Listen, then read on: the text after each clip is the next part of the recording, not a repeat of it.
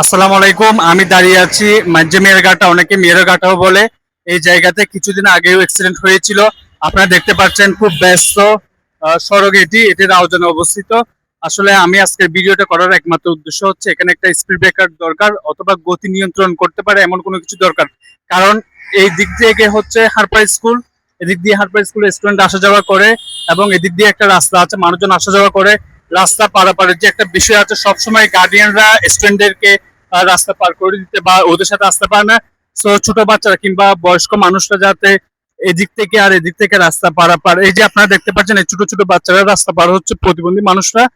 So এটা যাতে একটা সিকিউরিটি হয়, সিকিউর ফিল করতে পারে ওনারা, এই একটা ব্যবস্থা করলে আমার মনে হয় আসলে অ্যাক্সিডেন্ট কিংবা যে কোনো কিছু একটু রিডিউস হবে, কমে আসবে। সো আমি কর্তৃপক্ষের কাছে আশা করব পর্যাপ্ত ব্যবস্থা নেওয়ার জন্য, যাতে সবাই একটু নিরাপদ থাকতে পারে।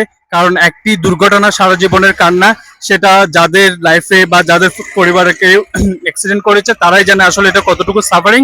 আর এর পাশাপাশি সিএনজি ড্রাইভার ভাইদেরকে আমি অনুরোধ করব, ওনারা যাতে একটু বুঝে শুনে গতি নিয়ন্ত্রণ করে সাইড ট্রাফিক রুলস মেনটেন করে গাড়ি চালায়, তাহলে আমার মনে হয় অ্যাক্সিডেন্ট যত বেশি হয় তার চাইতে অনেক বেশি কমে আসবে, এবং সবাই নিরাপদে একটা সুন্দরভাবে ওরা জীবনযাপন করতে পারবে। আপনারা দেখতে পাচ্ছেন এখানে কিন্তু এই সড়কে প্রচুর পরিমাণে গাড়ি চলাচল করে, অনেক গাড়ি চলাচল করে এদিক থেকে চুয়েট, তারপর কাপ্তাই, সবকিছু। চুয়েটের মধ্যে যেরকম একটা আমরা দেখতে পাই যে স্পিড ব্রেকার দেওয়া হয়েছে, কিন্তু এই জায়গায় এবং বৈজাখালী গেট এরকম সেন্সিটিভ জায়গাগুলোতে কিন্তু এগুলো নাই। এগুলো যদি দেওয়া হয় কোনো স্পিড ব্রেকার কিংবা যেভাবে গতি নিয়ন্ত্রণ করা যায় ওনারা স্টেপ নিতে পারবে, তাহলে এই জায়গাটা কিন্তু আহ মানুষজন একটু নিরাপদে রাস্তা পারাপার করতে পারবে।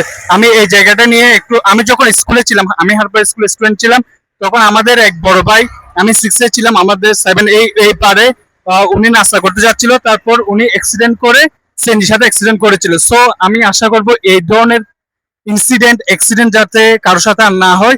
সো এখানে কোনো কিছু স্পিড ব্রেকার এবং যদি ড্রাইভার বাইরে যদি ট্রাফিক রুলস মেনটেন করে, তাহলে আমার মনে হয় এটা সবচেয়ে ভালো হবে। সো এটার জন্য সবার সহযোগিতা দরকার, একজন বা শুধুমাত্র কর্তৃপক্ষে দিলে হবে না।